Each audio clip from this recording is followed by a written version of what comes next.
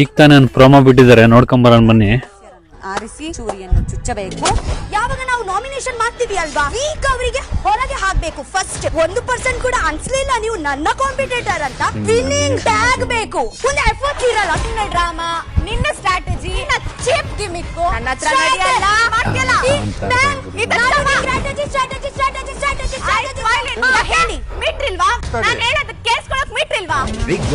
ಈ ವಾರದ ನಾಮಿನೇಷನ್ ಪ್ರಕ್ರಿಯೆನ ಬಿಟ್ಟಿದ್ದಾರೆ ಅಂತ ಅನ್ಸುತ್ತೆ. ಈ ರಕ್ಷಿತಾ ನಾಮಿನೇಟ್ ಮಾಡುವಾಗ ಗಿಲ್ಲಿ ಮತ್ತೆ ಕಾವ್ಯನ ನಾಮಿನೇಟ್ ಮಾಡಿದ್ದಾಳೆ ಅಂತ ಅನ್ಸುತ್ತೆ.